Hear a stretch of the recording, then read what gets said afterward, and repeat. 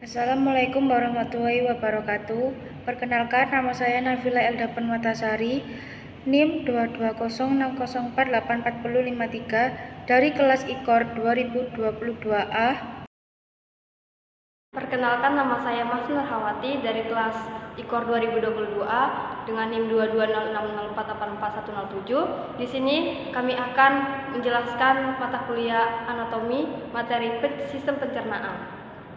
Video animasinya dari tugas lidik, literasi digital. Sistem pencernaan yaitu proses penguraian makanan oleh enzim dari struktur kompleks menjadi sederhana, sehingga dapat diserap oleh tubuh. Adapun susunan saluran pencernaan yaitu mulut, faring, esofagus, lambung, usus halus, usus besar, rektum, dan anus. Yang pertama, mulut, yaitu rongga lonjong yang merupakan pintu masuk saluran pencernaan. Di dalam mulut terdapat lidah dan gigi. Lidah yang tersusun atas otot rangka dan dilapisi selaput lendir. Fungsi lidah adalah yaitu membantu menghancurkan makanan dengan jalan penekanan pada langit-langit. Kedua, membantu proses pemerataan saliva pada makanan. Yang ketiga, membantu pemasukan makanan ke dalam faring. Yang terakhir, membantu membersihkan sisa-sisa makanan yang terdapat pada gigi. Kemudian gigi. Gigi terbagi menjadi dua, yaitu gigi susu dan gigi tetap. Bagian-bagian gigi yaitu dari mahkota, leher, dan akar. Gigi terdiri dari gigi seri untuk memotong, kemudian gigi taring untuk merobek makanan, dan gigi geraham depan dan belakang. Fungsinya untuk mengunyah makanan. Yang kedua, faring, yaitu saluran yang berotot yang menghubungkan rongga mulut dengan esofagus. Kemudian merupakan saluran bersama untuk sistem pencernaan dan pernapasan. Esofagus yaitu saluran berotot yang lurus memanjang di antara faring dan lambung. Letak esofagus berawal di tulang rawan, krikoid, dan berjalan di belakang trakea. Panjang esofagus 20-25 cm. Kemudian lambung. Lambung terdiri dari beberapa bagian, yaitu bagian atas, fundus, dekat dengan sphincter gastroesophagus, kemudian bagian tengah atau utama, yaitu korpus. Terakhir bagian bawah, antrum, dekat dengan sphincter pylorus.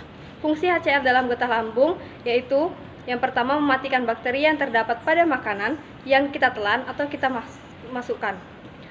Kedua, mengaktifkan proenzim pepsinogen dan enzim pepsin. Fungsi usus halus. Yang pertama, menerima zat makanan yang sudah dicerna untuk diserap melalui kapiler darah dan saluran limfa.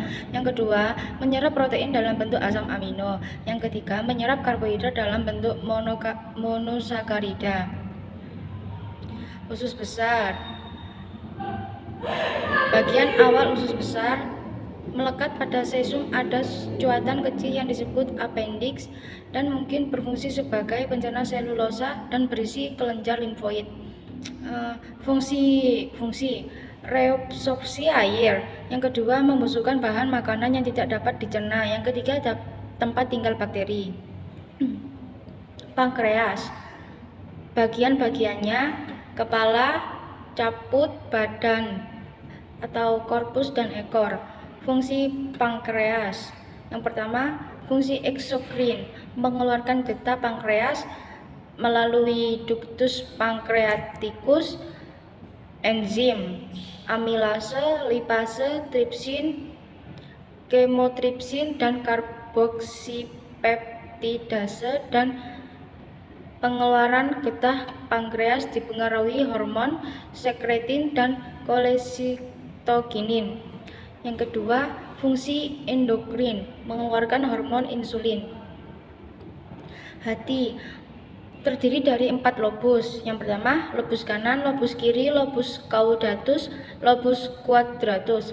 Fungsi hati: pengolahan metabolik nutrien utama setelah penyerapan dari saluran pencernaan, detoksifikasi zat sisa, hormon, obat, serta senyawa asing lainnya, penyimpanan glikogen, lemak, besi, tembaga, dan banyak vitamin, mensekresi empedu dan pembentukan ureum. Empedu.